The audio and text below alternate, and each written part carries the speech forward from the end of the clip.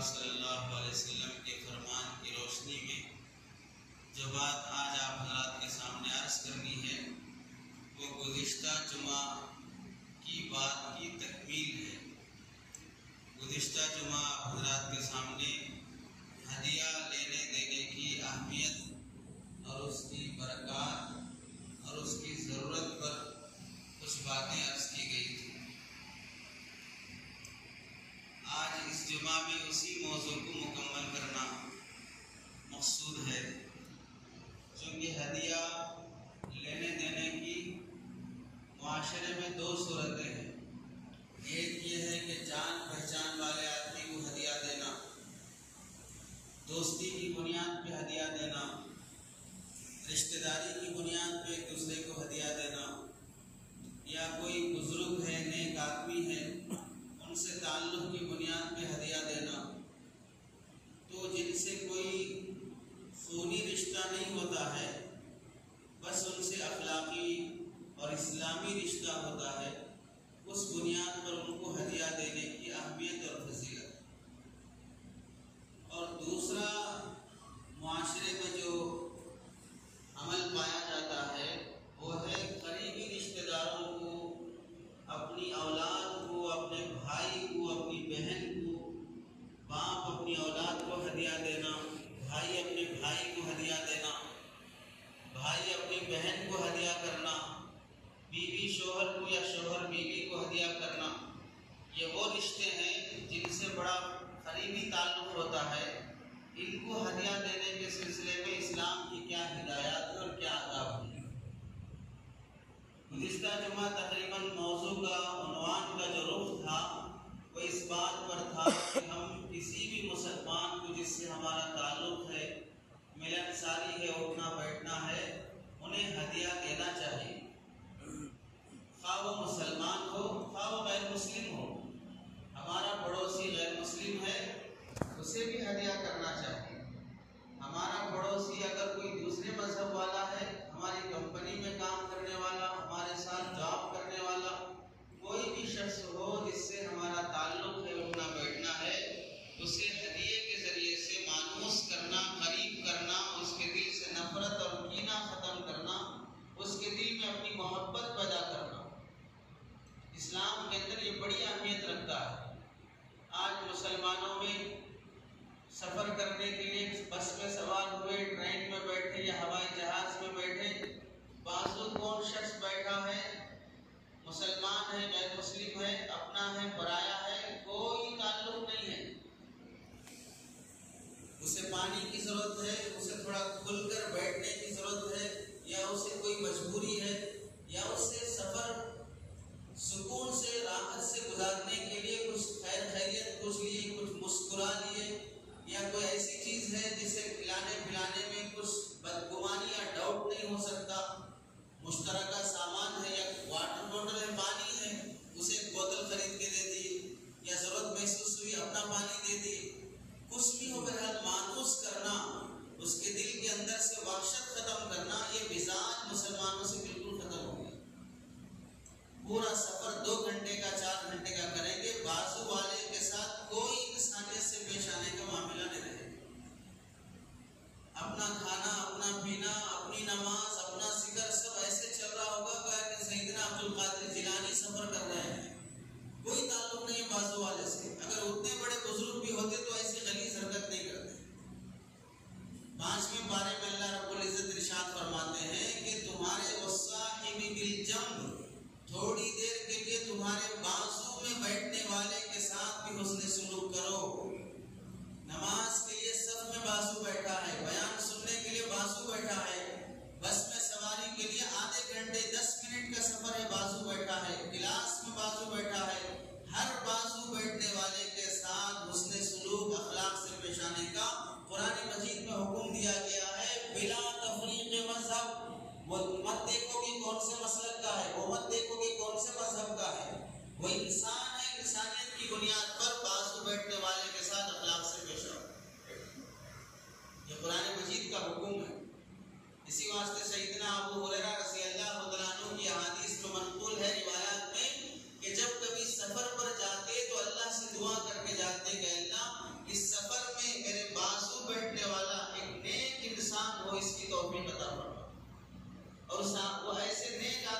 صحبت دے جس سے میرا سفر فائدہ مند ہو سکے، میں اس کے ساتھ اچھے اخلاق سے پیش آؤں، وہ میرے ساتھ اچھے اخلاق سے پیش آئے۔ تو مسلمان معاشرے میں جو اخلاقی تعلق جس سے ہے، معاشرتی تعلق جس سے ہے، ان کو ہدیہ دے کر مانوس کرنا۔ سرکار دو عالم صلی اللہ علیہ وسلم ہدیہ قبول فرماتے تھے، صدقہ لیتے تھے لیکن استعمال نہیں فرماتے تھے۔ ہدیہ قبول بھی کرتے اور استعمال بھی فرماتے، اور صدقے کا مال آتا تو لے لیتے لیکن استعمال نہیں فرماتے۔ چنانچہ روایات میں ہے کہ حضرت سلمان فارسی رضی اللہ تعالیٰ انہیں عیسائیوں نے اور آنکھ کی پوجا کرنے والے مجوسیوں نے علامت بتائی تھی آخری نبی کی۔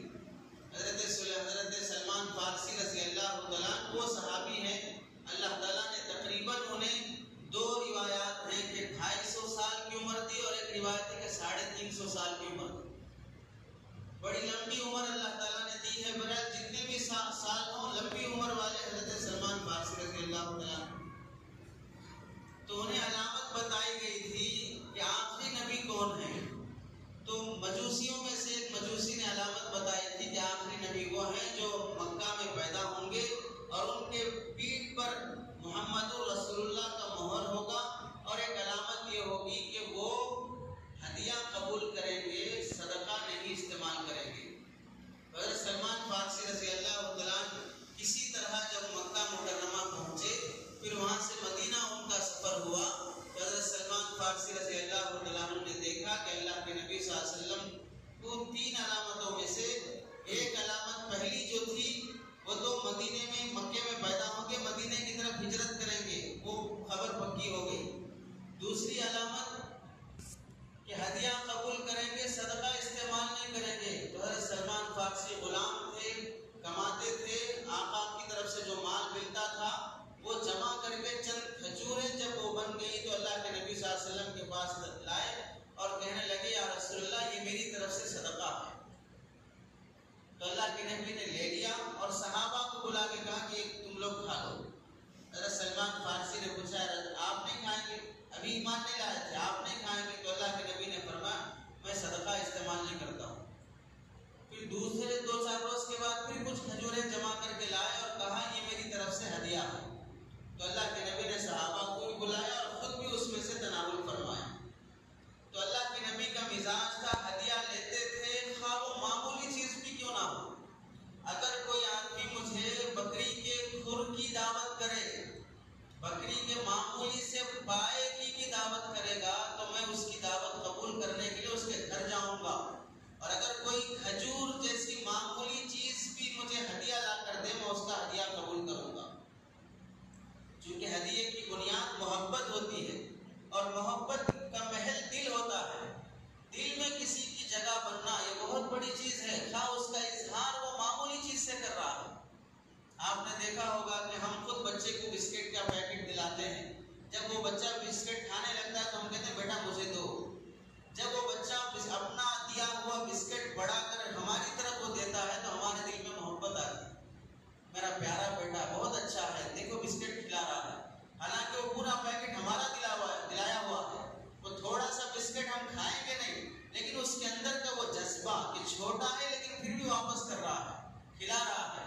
تو ایسی جو ہدیہ دیتا ہے اس کے دل میں محبت ہے آپ کی خاطر، اس کی لاج رکھنا چاہیے۔ کیا دے رہا ہے؟ 100 روپے دے رہا ہے، 50 روپے دے رہا ہے، 10 روپے دے رہا ہے، معمولی چیز لا کے دے رہا ہے۔ اللہ کے نبی نے فرمایا وَلَا تَحْقِرَنَّ جَارَةٌ لِجَارَتِهَا، کوئی پڑوسی اپنے پڑوسی کے ہدیے کی حقارت نہ کرے، معمولی نہ سمجھے، نہ دینے والا معمولی سمجھے نہ لینے والا معمولی سمجھے۔ آپ کے گھر کوئی مہمان آ گیا، جو موجود ہے وہ پیش کر دیجئے مہمان نوازی میں، یہ مت سوچو کہ بھئی یہ کیسے رکھوں ان کے سامنے، ان کے لیے بہت بھاری آئٹم لا کے رکھنا چاہیے۔ تم بھاری کے چکر میں تکلیف میں پڑ جاؤ گے، قرضہ لینا پڑے گا، مٹی پلا کے کسی کو کھلانا پڑے گا۔ ایک اخلاقی بات پر عمل کرنے کے لیے، محبت کے تقاضے کو پورا کرنے کے لیے تمہیں حرام کا ارتکاب کرنا پڑے گا۔ اس واسطے کہا گیا جو ہے وہ پیش کرو، اور لینے والے کو کہا گیا جو ہے اسے قبول کرو۔ الہدیۃ لا تحقر، ہدیے کی حقارت نہیں کی جائے گی۔ ولا ترد اور ہدیہ واپس نہیں کیا جائے گا، ولا تباع اور ہدیہ بیچا نہیں جائے گا۔ ہدیہ محبت میں دیا جاتا ہے، آپ اسے اٹھا کے رکھیے، ہاں کبھی ایسی ضرورت پیش آ جائے، مجبوری ہو تو اس موقع پر دینے والے کو تکلیف بھی نہیں ہوتی، وہ دے کے بھول بھی گیا، آپ کی ضرورت کی خاطر، آپ کی راحت کی خاطر دیا ہے، آپ اسے کسی بھی طرح استعمال میں لانے کا، بیچ کر یا رکھ کر، وہ آپ کی مرضی ہے، لیکن اس کے سامنے فوراً اٹھا کے دوسرے کو دے دینا، یہ اس کی دل کو تکلیف پہنچانے والی بات ہوتی ہے۔ تو اللہ کے نبی صلی اللہ علیہ وسلم کا معمول تھا کہ ہدیہ خواہ معمولی بھی کیوں نہ ہو وہ قبول فرماتے تھے، اور جواب میں دوسرے کو ہدیہ واپس بھی کرتے تھے، دوسری چیز دیتے تھے، لے کے رکھ لیتے نہیں تھے، خالی لینے کی عادت ہے، دینے کی عادت نہیں ہے۔ یہ مسلمانوں کا مزاج ہے کہ کہیں بھی دعوت ہو قبول کریں گے، دعوت قبول کرنا سنت ہے، اس واسطے کوئی بھی دعوت ہو قبول کر رہے ہیں، کوئی جہاں قبول کرنا سنت ہے وہاں دعوت دینا بھی سنت ہے، قبول کرنے کی سنت یاد ہے، دعوت دینے کی سنت بھول گئے، اس واسطے جو بھی بلاؤ پابندی سے کھانے پہنچ رہے ہیں، پابندی سے کسی کو کھلانے کی باری نہیں آ رہی ہے۔ تو جہاں دعوت قبول کرنا سنت ہے، ہدیہ قبول کرنا سنت ہے، وہیں دعوت دینا بھی سنت ہے، ہدیہ دینا بھی سنت ہے۔ دارالعلوم دیوبند کے ایک بڑے استاذ تھے، مصر کے رہنے والے، مصر کے رہنے والے، اور عرب لوگوں کی عادت ہے کہ وہ ہدیہ دیتے بھی ہیں اور ہدیہ قبول کرتے بھی ہیں، کوئی ہدیہ دے تو اسے جواب میں اس سے اچھا ہدیہ دیتے ہیں۔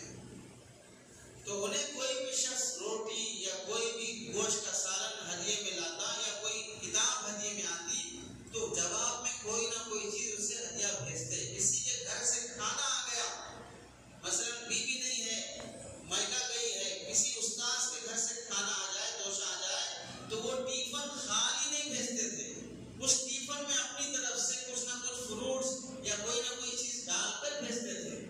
اتفاق سے ایک دن کسی استاذ کے گھر سے ٹیفن آیا کھانے کے لیے، اور یہاں ان کے پاس واپس کچھ ہدیہ کرنے کے لیے نہیں ہے، تو ہاضمے کے جو چورن آتا ہے، ہاضمے کا جو چورن آتا ہے وہ چورن ڈبے میں ڈال کے بھیجیں گے، خالی ڈبہ نہ جائے، کچھ نہ کچھ ڈال کے بھیجیں۔ واپس کرنے کا یہ مزاج ہوتا ہے۔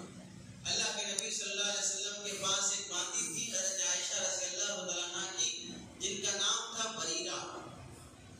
باندی تھی تو باندی کو، غلام نوکر کو لوگ صدقہ خیرات دیتے رہتے تھے، تو وہ جو مال ملتا تھا وہ پکا کے کھاتی تھی، استعمال کرتی تھی۔ ایک مرتبہ اللہ کے نبی صلی اللہ علیہ وسلم گھر میں تشریف لائے تو دیکھا حضرت بریرہ رضی اللہ تعالیٰ عنہ گوشت بنا رہی ہے، تو اللہ کے نبی صلی اللہ علیہ وسلم نے پوچھا، بریرہ گوشت پک رہا ہے، ہمیں بھی اس میں سے کچھ ملے گا؟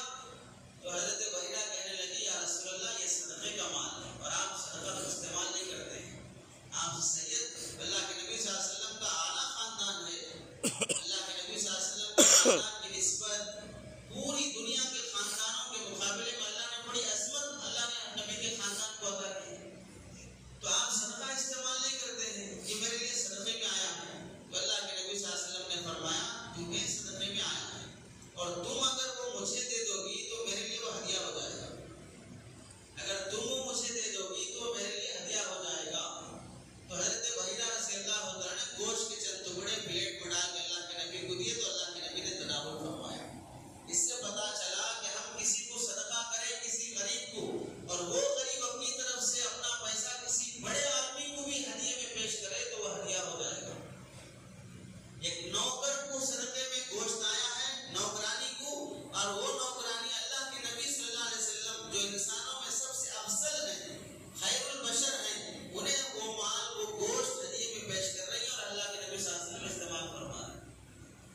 تو اللہ کے نبی صلی اللہ علیہ وسلم صدقہ نہیں استعمال فرماتے تھے، ہدیہ استعمال فرماتے تھے۔ تو ہدیہ دینا ایک ہے معاشرتی تعلقات کی وجہ سے، اور دوسرا ہے ہدیہ دینا خاندانی اور خونی رشتے کی بنیاد پر، بیوی کا شوہر کو ہدیہ دینا، شوہر کا بیوی کو ہدیہ دینا، یہ بڑی محبت کی بات ہے۔ اگر شوہر جس کی شادی ہو گئی وہ تو کوشش کرے وقتاً فوقتاً بیوی پوچھنے سے پہلے کوئی نہ کوئی چیز اس کی پسند کی، کھانے کی ہو یا استعمال کی ہو، لا کے ہدیہ دیتے رہیں۔ بازار میں کوئی اچھا فروٹس آیا ہے، لا کے ہدیہ دیں۔ ہوٹل باسی مت کریں، ہوٹل کے سڑے ہوئے کھانے لا کے مت کھلائیں، ہوٹل کا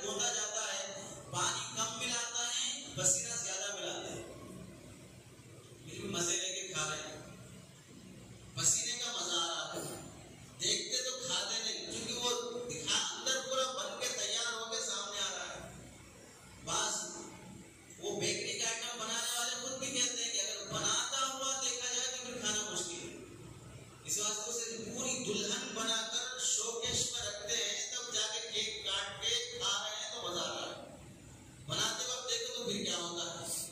تو کوئی ایسی چیز جو فائدے کی ہو، مارکیٹ میں فروٹ آ گیا، کوئی نیا کپڑا آ گیا، کوئی جوتے چپل آ گئے، یا کوئی اچھی حیثیت ہے تو سونا چاندی، ایسی چیزیں وقتاً فوقتاً بیوی کو پوچھنے سے پہلے ہدیہ لا کے دیتے رہو، اس سے محبت بڑھتی ہے۔ اللہ کے نبی صلی اللہ علیہ وسلم کا اور صحابہ کا معمول بھی تھا آپس میں ایک دوسرے کو ہدیہ لینا دینا۔ اللہ کے نبی صلی اللہ علیہ وسلم کے پاس اچھا جوڑا آ گیا، ریشم کا جوڑا، قیمتی جوڑا آ گیا، تو ایک بار اللہ کے نبی نے حضرت عمر کو بھیجا، حضرت عمر سسرے ہوتے ہیں، اور ایک بار قیمتی جوڑا آ گیا تو اللہ کے نبی صلی اللہ علیہ وسلم نے حضرت علی کو بھیجا، حضرت علی داماد ہوتے ہیں۔ ریشم کا کپڑا مرد کو پہننا جائز نہیں ہے، لیکن قیمتی چیز ہے، اس واسطے کبھی عمر کو ہدیہ بھیجے، کبھی حضرت علی کو ہدیہ بھیجے۔ اتفاق سے بخاری کی روایت ہے کہ حضرت علی بھی ایک بار وہ ریشم کا کپڑا پہن لیا اور حضرت عمر رضی اللہ عنہ بھی پہن لیے۔ اللہ کے نبی صلی اللہ علیہ وسلم نے دیکھا تو ناراضگی کا اظہار فرمایا، اور اللہ کے نبی صلی اللہ علیہ وسلم نے فرمایا میں نے ہدیہ کیا ہے، لیکن اس کا یہ مطلب نہیں ہے کہ تم جو ہدیے میں آئے وہ استعمال کرو۔ ریشم کا کپڑا ہے، ہدیے میں آیا ہے تو تم اپنی بیوی کو پہناؤ، یا بیچ کر اپنی ضرورت کا کوئی اچھا سامان خرید لو۔ ریشم کا کپڑا مرد کو پہننا جائز نہیں ہے۔ حضرت عمر کے پاس ہدیے میں آ گیا تو حضرت عمر ڈرنے لگ گئے، ڈر کے مارے وہ ریشم کی چادر لے کے اللہ کے نبی کے پاس آئے، یا رسول اللہ آپ نے فرمایا تھا کہ ریشم کا کپڑا جہنمیوں کا لباس ہے، اور آپ نے میرے پاس ریشم کا کپڑا بھیج دیا، کہیں ایسی تو بات نہیں کہ آپ میرے جہنمی ہونے کی طرف اشارہ کر رہے ہیں؟ یہ جو جہنمیوں کا لباس ہے آپ مجھے وہ لباس ہدیے میں بھیج رہے ہیں؟ تو اللہ کے نبی صلی اللہ علیہ وسلم نے فرمایا ہدیے میں بھیجنے کا مطلب اظہار محبت ہے، وہ استعمال کرنا ضروری نہیں، اپنی بیوی کو پہنا دو۔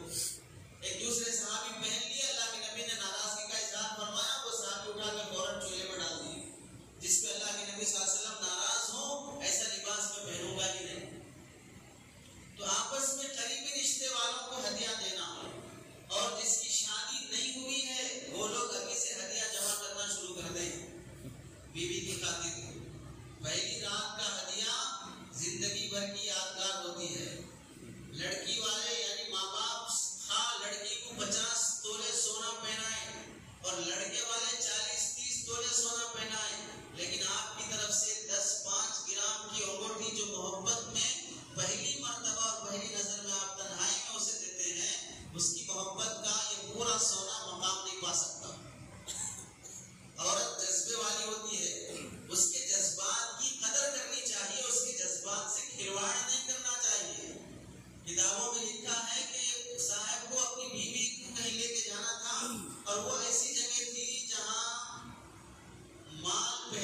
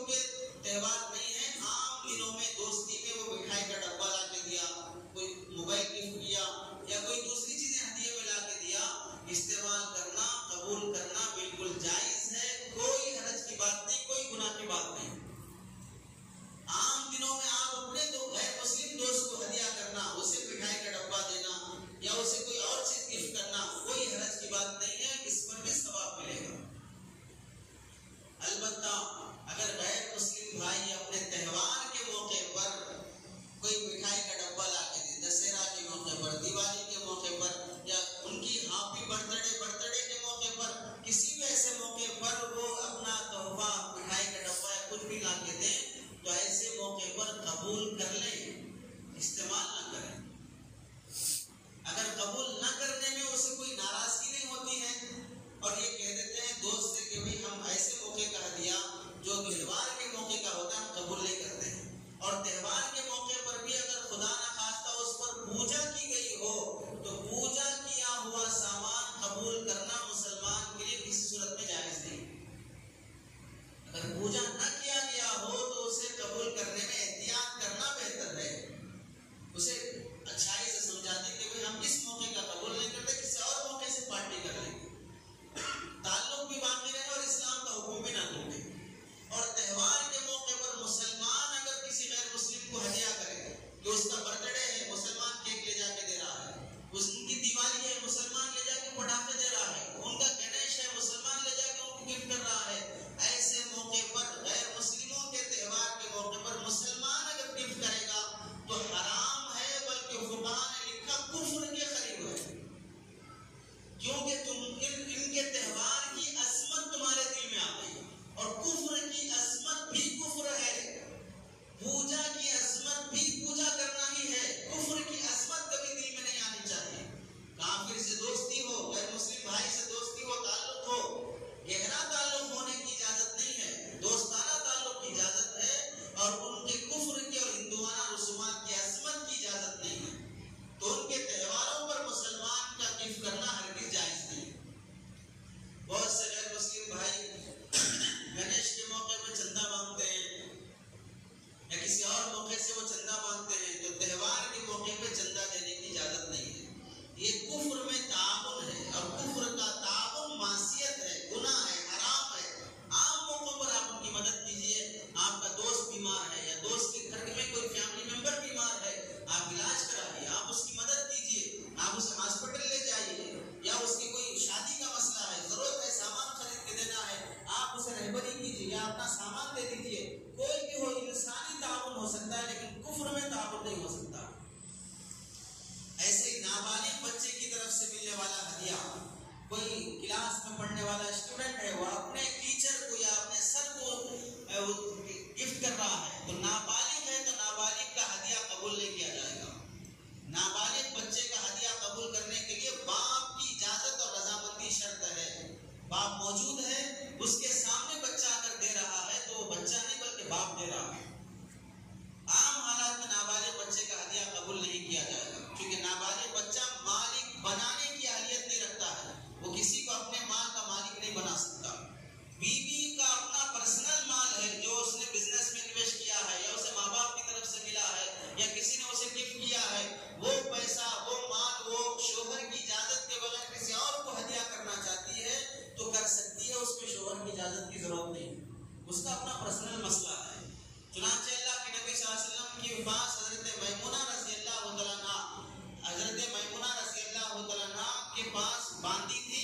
وہ باندھی انہوں نے حضور پاک صلی اللہ علیہ وسلم کی اجازت اور اطلاع کے بغیر آزاد کر دی. جب اللہ کے نبی کی باری آئی تو پوچھا باندھی نظر نہیں آ رہی, کہاں چلی گئی؟ تو حضرت میمونہ نے فرمایا میں نے آزاد کر دیا. تو اللہ کے نبی نے کوئی ناراضگی کا اظہار نہیں فرمایا, اور یہ نہیں پوچھا کہ میری اجازت کے بغیر دے دی. اللہ کے نبی نے فرمایا ٹھیک ہے, آزاد کر دی, اچھا کیے ہو, لیکن بہتر ہوتا کہ تم اپنے نانی کو یا اپنے ماموں کو دے دیتی. ان کے گھر میں باندھی کی ضرورت ہے, وہ تمہارے رشتے دار ہیں, رشتے دار کی مدد ہو جاتی ہے تو تمہیں ثواب زیادہ ملتا تھا. تو تم آزاد کر دینے کے بجائے اپنے نانی یا ماموں کی خدمت کر دیتی تو صلہ رحمی کا تمہیں ثواب ملتا.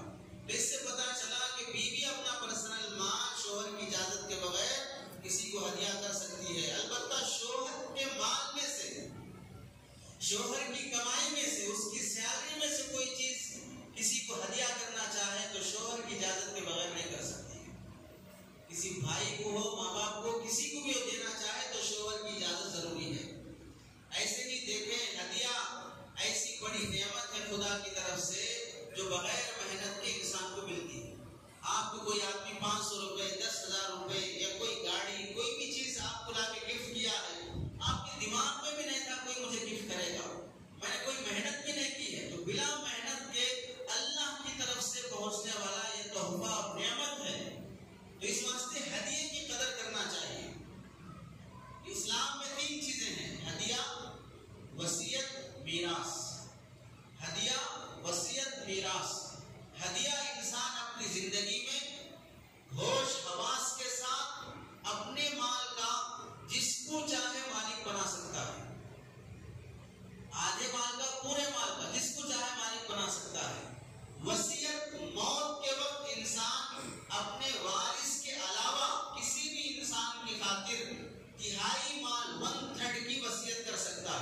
اس سے زیادہ کی نہیں، 1/3 سے زیادہ وصیت کرنے کی اجازت نہیں ہے. اور اپنے وارث کو، بیوی کو، ماں باپ کو، بچوں کے بارے میں وصیت کرنے کی اجازت نہیں ہے، کیونکہ شریعت میں ان کے لیے اللہ نے وراثت رکھی ہے. جس کو وراثت ملے گی اس کے حق میں وصیت نہیں نافذ ہوگی. اور وراثت ایسا مسئلہ ہے کہ اس میں انسان کا کوئی بس چلتا ہی نہیں ہے. قرآن مجید میں اللہ نے وراثت کے احکام بیان فرمانے کے بعد فرمایا فریضۃ من اللہ ان اللہ کان علیما حلیما. تو یہ اللہ کی طرف سے بیان کیے ہوئے مقرر طے شدہ حصے ہیں. کس کو کتنا حصہ ملنا ہے، اس میں انسان میں میری بیٹی کو زیادہ دوں گا، ماں کو زیادہ دوں گا، فلاں چھوٹے بیٹے کو زیادہ دوں گا. وراثت میں مرنے والے کا مورث کا کوئی حق چلتا ہی نہیں ہے. اللہ نے جو حصے طے کر دیے وہ حصہ ان کو ملے گا. تو ہدیہ ایسی چیز ہے جس میں انسان کا پورا بس چلتا ہے، جو کرنا چاہے تم کر سکتے ہو، جتنا دینا چاہے دے سکتے ہو. البتہ اگر ماں باپ بچوں کو ہدیہ کریں، باپ اپنے فلاں بیٹے کو مکان یا گھر ہدیے میں دینا چاہ رہا ہے، گاڑی دلانا چاہ رہا ہے، یا فلاں بیٹی کو فلاں پراپرٹی یا زمین دینا چاہ رہا ہے، تو اس میں یاد رکھیں اولاد کو جب ہدیہ کریں گے تو برابری ضروری ہے. برابری ضروری ہے. بیٹا ہو، بیٹی ہو، چھوٹا ہو، بڑا ہو، جس کو دیں گے سب کو برابر دیں گے. کمی زیادتی کرنے سے گناہ کیا ہوتا ہے کہ ان بچوں کے دلوں میں نفرت پیدا ہو جاتی ہے کہ ہمارے ابو صرف بھائی کو دیتے، بہنوں کو نہیں دیتے، ہمارے ابو صرف بڑے کو دیتے ہیں، چھوٹوں کو دیتے ہی نہیں، یا صرف چھوٹے کو دیتے ہیں، مجھے دیتے ہی نہیں ہیں. تو اس طرح بھائی بھائی کے دل میں کینہ حسد پیدا ہو جاتا ہے. تم محبت پیدا کرنا چاہتے ہو ہدیہ دے کر، لیکن تمہارے اس ہدیے سے بھائی اور بہنوں میں نفرت پیدا ہو جا رہی ہے، حسد پیدا ہو جا رہا ہے. اس واسطے اولاد میں جب بھی ہدیہ کریں، مال دیں، پراپرٹی دیں، زمین جائیداد دیں، تو اس کے لیے ضروری ہے کہ برابری کا لحاظ رکھیں. حضرت طاؤس رحمۃ اللہ علیہ تابعی ہیں، فرماتے ہیں اگر تم اپنی اولاد کو سوکھی روٹی دو یا جلی ہوئی روٹی دو تو اس میں بھی برابری کرو، اس میں بھی کمی زیادتی مت کرو. حضرت عبداللہ ابن مبارک رحمۃ اللہ علیہ فرماتے ہیں شادی شدہ غیر شادی شدہ اولاد میں بھی برابری کرو. اس کو شادی کا اتنا خرچ ہوا ہے، اب یہ بیٹا اس کی شادی نہیں ہوئی ہے لیکن اس کے ذمہ بھی تمہارا خرچ موجود ہے، اسے بھی دینا پڑے گا. اگر وراثت تقسیم ہو رہی ہے تو پہلے اس کی شادی نہیں بھی ہوئی، اس کا پہلے خرچ نکال دو شادی کا، اس کے بعد باقی مال میں تم وراثت کے مسئلے جاری کرو. ہاں فقہاء نے لکھا ہے کہ بعض مرتبہ ایسا ہوتا ہے ایک بیٹا اس کی انکم زیادہ ہے، دوسرا بیٹا چھوٹا اس کی انکم کم ہے، ایک بیٹا معذور ہے، ایک بیٹا اچھا صحت مند ہے، کما سکتا ہے، ایک بیٹا بہت ذہین ہے، کہیں بھی جاؤ لوٹ کے آتا ہے، اور ایک بیٹا بڑا کمزور ذہن کا ہے، وہ محنت کر کے کما نہیں سکتا ہے. ایک بیٹا دین کی خدمت میں لگا ہے اور ایک بیٹا بے دین ہے، بددین ہے. تو ان وجوہات کی وجہ سے ایک بچے کی اولاد زیادہ ہے، ایک بچے کی اولاد کم ہے، ایک بچہ بہت خدمت کیا ہے، ایک بچہ خدمت کیا ہی نہیں ہے. تو ان وجوہات کی بنا پر اگر ماں باپ اپنی اولاد کو ہدیہ دیتے وقت کمی زیادتی کر کے دینا چاہیں تو کر سکتے ہیں، لیکن عمل کرنے سے پہلے کسی نہ کسی مفتی صاحب سے صراحت کے ساتھ مسئلہ پوچھ لیں کہ میرے فلاں بیٹے کو میں یہ دینا چاہ رہا ہوں اور فلاں کو نہیں دینا چاہ رہا. اس کی وجہ یہ ہے کہ اس کی اولاد زیادہ ہے، اس کی اولاد نہیں ہے، یہ خدمت زیادہ کیا ہے، یہ خدمت کم کیا ہے، یہ دین میں زیادہ مصروف رہتا ہے اور یہ بے دین ہے یا دین میں عمل نہیں کرتا ہے. تو ان وجوہات کی وجہ سے کبھی زیادتی کرنا چاہیں تو کر سکتے ہیں، لیکن یاد رکھیں نیت میں کبھی یہ خطرہ نہ آئے کہ جس بچے کو نہیں دے رہے اسے محروم کرنے کی نیت نہ ہو، اسے نقصان پہنچانے کی نیت نہ ہو. ہمارے مرنے سے پہلے ہم فلاں کے نام کر کے چلے جائیں گے تاکہ ان کو نہیں ملنا، وہ بیٹی کو نہیں ملنا، وہ بیٹے کو نہیں ملنا. اس طرح محروم کرنے کی نیت ہو، نقصان پہنچانے کی نیت ہوگی تو پھر یہ ہدیہ نافذ بھی نہیں ہوگا اور حرام کا گناہ بھی ہوگا.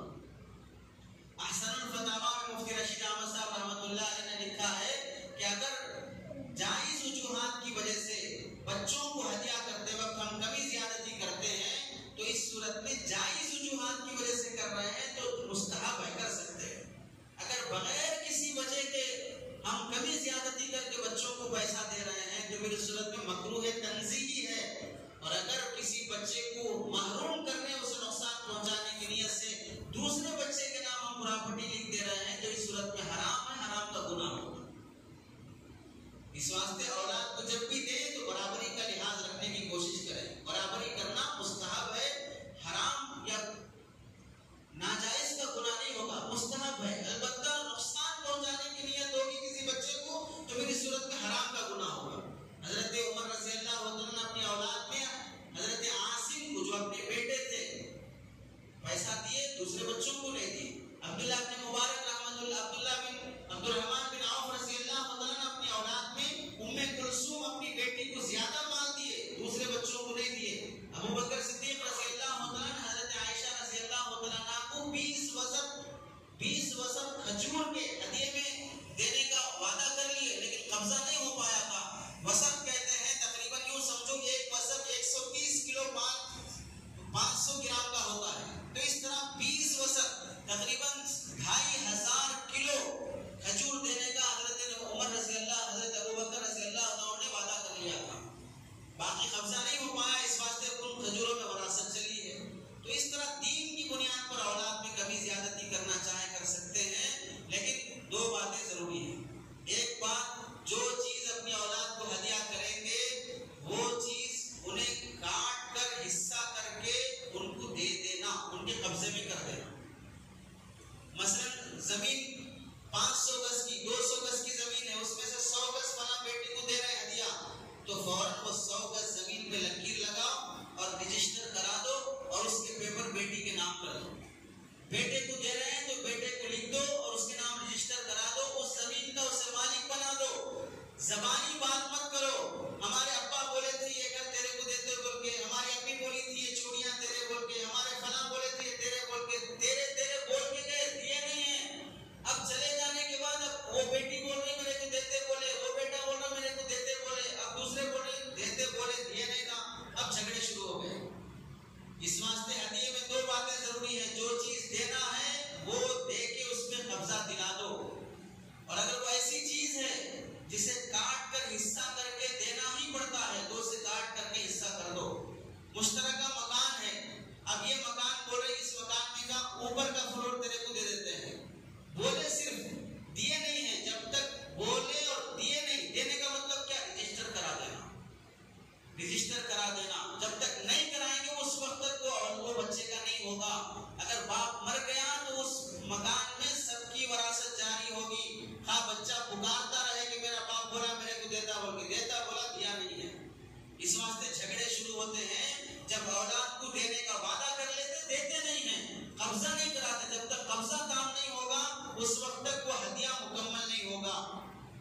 قبضہ کرانے کی صورت یہ ہے، ایک تو پیسہ دینا چاہ رہے تو اس کے اکاؤنٹ میں بھیج دو، پیسہ اس کا ہو گیا. اگر زمین پراپرٹی دینا چاہ رہے تو اس کے نام رجسٹر کرا دو، اس کا قبضہ ہو گیا. تو یہ دو صورتیں ہیں کہ اگر غیر منقولہ چیز یعنی زمین مکان اگر دینا چاہ رہے ہیں تو اس کے نام رجسٹر کرا دو، پیسہ دینا چاہ رہے ہیں اس کے اکاؤنٹ میں بھیج دو. یہ دو صورتوں سے ہدیہ مکمل ہوتا ہے. اگر یہ دو صورتیں نہیں کرائے، صرف زبانی بولتے رہے دینا چاہ رہے تو اس سے ہدیہ نہیں ہوتا، بعد میں جھگڑے شروع ہوتے ہیں. اور ہدیہ جب اللہ کی طرف سے ملنے والی نعمت ہے تو اس میں اگر کسی بچے کو کم ملے کسی کو زیادہ ملے، دینے والے کے لیے ہدایت ہے کہ بھائی برابری کرو. لینے والوں کو کیا ہدایت ہے؟ لینے والوں کو ہدایت ہے جتنا ملا اس پہ اللہ کا شکر ادا کرو، اس پہ جھگڑا مت کرو. یہ خدا کی طرف سے ملی ہوئی نعمت ہے، تم محنت سے کمائے ہوئے نہیں ہو، باپ نے تمہیں دے دیا، جتنا دیا اس پہ راضی رہو. یہ لینے والے کو حکم ہے کہ بھائی بڑے بھائی کو زیادہ دیے ہیں، ہاں بڑا بھائی میرے سے زیادہ پہلے پیدا ہوا، باپ کا سہارا بنا، بزنس میں ساتھ تھا، کاروبار میں ساتھ تھا، مجھ سے محنت میرے سے زیادہ محنت کیا ہے، اسے زیادہ مل رہا تو میرا کیا جائے گا، اس کے بچے زیادہ ہیں، میری ابھی شادی بھی نہیں ہوئی ہے تو مجھے کب ملا تو کیا ہوا. اس طرح لینے والی اولاد خود اپنے آپ کو تسلی دے لے، اس پہ جھگڑے نہ کرے، اس پہ خاندانی